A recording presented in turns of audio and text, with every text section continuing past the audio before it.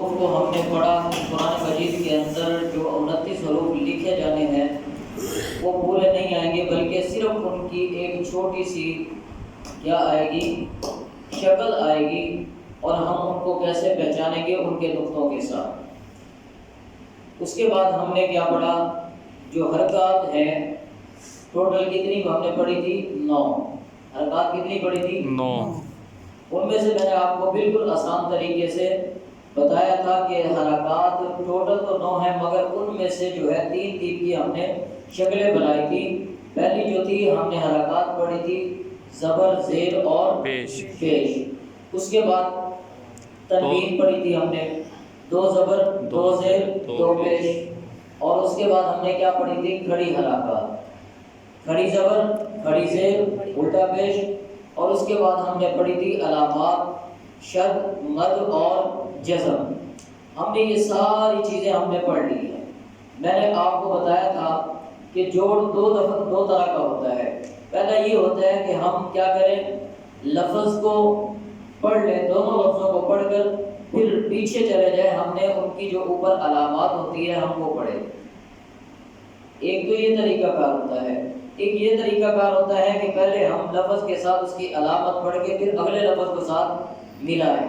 یہ 2 طریقے کا جوڑ ہوتا ہے۔ جو میں نے دوسرا جو کنڈیشن بتائی ہے وہ آپ نے کہا تھا کہ ہم اس کو جو ہے سمجھ لیں گے، سمجھ سکتے ہیں۔ تو ہم نے کیا پڑھا تھا، پہلے سورۃ الفاتحہ کی پہلی آیات کا ہم نے جوڑ کیا تھا۔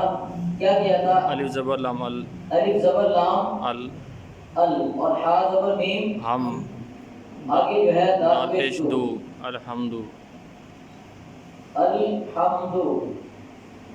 اس کو ہم نے سارا ایک دفعہ جوڑ نہیں کرنا، ایک دفعہ ہم نے جوڑ نہیں کرنا، بلکہ ہم نے کیا کرنا ہے، پہلے الف اور لام کو ہم نے ملا لینا ہے، الف زبر لام ال، پھر اس کے بعد ہا کو ساتھ ملانا ہے میم کے، ہا زبر میم ہم، پھر اس کو ہم نے دال کو ملا دینا ساتھ، دال پیش دو، الحمد۔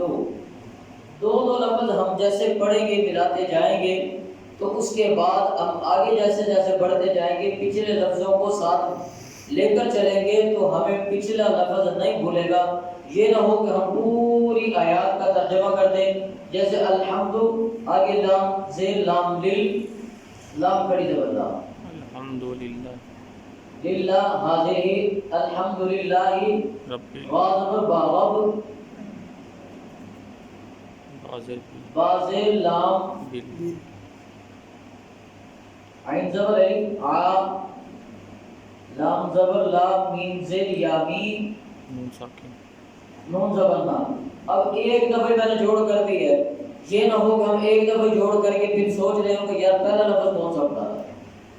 اکثر یہی ہوتا ہے بچوں کے اندر بھی، بڑوں کے اندر بھی، کہ قرآن مجید ہم بچوں کو پڑھاتے ہیں جب، تو اس وقت ہم ان کو جو ہے اسی طرح جو جوڑ سکھاتے ہیں، تو بچہ وہ سارا کا سارا پڑھتا رہتا ہے، تو پڑھتے پڑھتے جو ہے نا وہ لام زیر لام لل لام کھڑی زبر لا حاضر ہی للہ، اس کو دوبارہ رپیٹ نہیں کرتا۔ جب دوبارہ رپیٹ نہیں کرتا تو اس کے ذہن میں نہیں رہتا کہ میں نے پڑھا کیا تھا، وہ آگے بھاگتا جاتا ہے، اس کا نتیجہ کیا نکلتا ہے کہ وہ پڑھ نہیں سکتا۔ اس کا آسان طریقہ یہ ہے کہ جو لفظ ہم پڑھیں اس کو ملائیں، تو اس کو دوبارہ جو ہے اسی کو واپس رپیٹ کر کے ملا کے پھر آگے چلیں، یہ آسان طریقہ ہے۔ دوسری آیات ہے الحمدللہ رب العالمین کے بعد الرحمن، الف زبر را، الف زبر را ار، را ٹھیک زبر ہے، را، را زبر را، را زبر ہا را، جب اس کے اوپر زبر ہو آ جائے گی، جزم آ جائے گی، میم زبر را، الرحمن، نون پیش نو، یہ سارا جو ہے قرآن مجید کے اندر اعراب لگے ہوئے ہیں۔ جب ہم پڑھیں گے تو اس وقت جو ہے ہم نے اسی طرح ہی پڑھنا ہے، الف زبر را ار، ایک دفعہ الف زبر را ار، الف زبر را ار، را زبر ہا را زبر ہا را، الرح، الرح، میم کھڑی زبر ما، میم کھڑی زبر ما، الرحمن، الرحمن، نون زیر را نر، نون زیر را نر، الرحمن، الرحمن، را زبر را، را زبر را، الرحمن الرحیم، الرحمن الرحمن الرحیم حاضر یحیی حاضر یحیی الرحمن الرحیم الرحمن الرحیم میم زبر ما میم زبر ما الرحمن الرحیم. الرحمن الرحیم. اب اگلی بات پہ کہ ایسے ہی جو ہے قرآن مجید کے اندر یہ گول دائرے موجود ہیں اور ان کے اندر نمبرنگ ہے، آیات نمبر لکھا ہوا ہے. اب جہاں پہ بھی آیات مکمل ہوتی ہے تو وہاں پر کیا ہوتا ہے؟ گول دائرہ موجود ہوتا ہے. اب اس آیات پہ ہم نے کیا کرنا ہوتا ہے؟ وقف کرنا ہوتا ہے، رکنا ہوتا ہے، سٹے کرنا ہوتا ہے. اب اکثر بندے کیا کرتے ہیں؟ سٹے کرتے ہیں مگر وقف کرتے ہیں، ان کو پتہ نہیں کہ آخر والے لفظ کو کیسے پڑھنا ہے. اب ہم نے کیا کرنا ہے کہ جب ہم نے اس چیز کو دیکھنا ہے کہ آخر والا لفظ کے اوپر زبر ہے، زیر ہے، تو ہم نے کیا کرنا ہے؟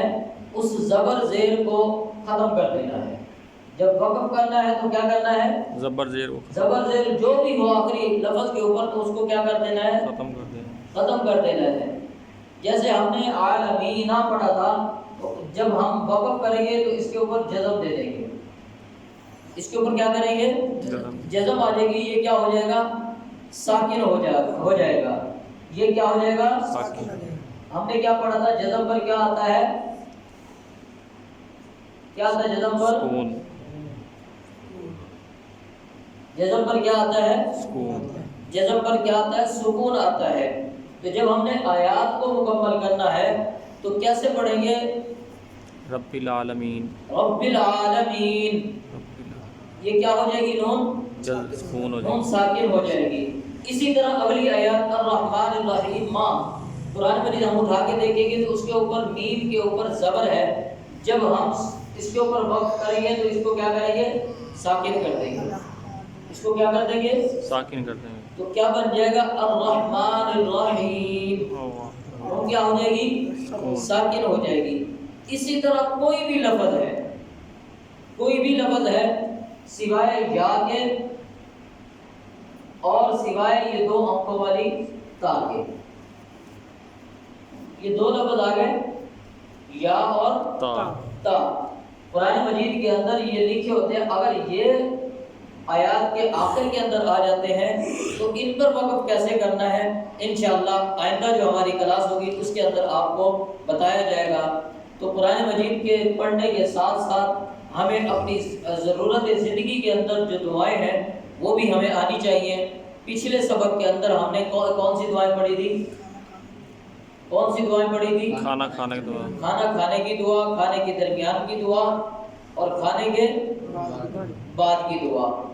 اب ہم نے آج کی جو دعا ہے ہم نے مسجد میں داخل ہونے کی پڑھنی ہے. مسجد میں داخل ہونے کا طریقہ کار کیا ہے؟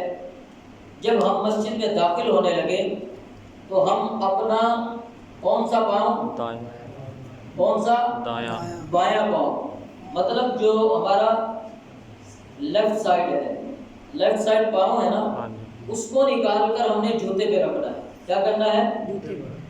جوتے پہ رکھنا ہے. اور جو ہمارا رائٹ سائڈ والا سجا پاؤں ہے اس کو نکال کے مسجد کے اندر داخل کرتے ہوئے ہم نے کون سی دعا پڑھنی ہے؟ اللہم افتح لی ابواب رحمتک. ایک دفعہ اپنی زبان سے کہہ دیں اللہم افتح لی ابواب رحمتک.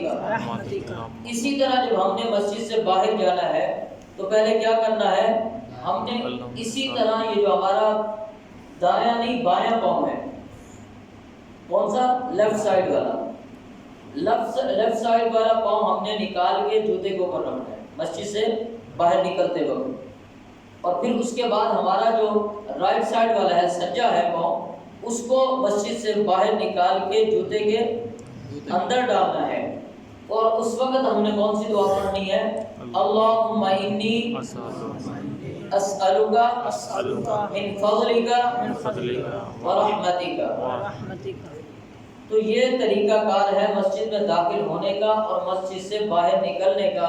کیونکہ ہم مسجد میں داخل ہوتے وقت بھی دو کام کر رہے ہیں اور باہر نکلتے وقت بھی دو کام کر رہے ہیں. جوتا اتارنا یہ غلط بات ہے. اگر ہم جوتا اتاریں گے ننگے پاؤں چلیں گے، کوئی کانٹا، کوئی کنکر، کوئی بھی تکلیف دہ چیز ہمارے پاؤں میں چبھ سکتی ہے. یہ کام اچھا نہیں ہے جوتا اتارنا. چونکہ مسجد کے ادب کے خلاف ہے کہ ہم مسجد میں جوتا ڈال کے داخل نہیں ہو سکتے۔ مسجد اچھی جگہ ہے اور اللہ رب العزت کی ذات کا گھر ہے، تو ہم کیا ہے کہ جوتا اتارنا بھی ہے اور مسجد میں داخل بھی ہونا ہے، دو کام ہم اکٹھے کر رہے ہیں۔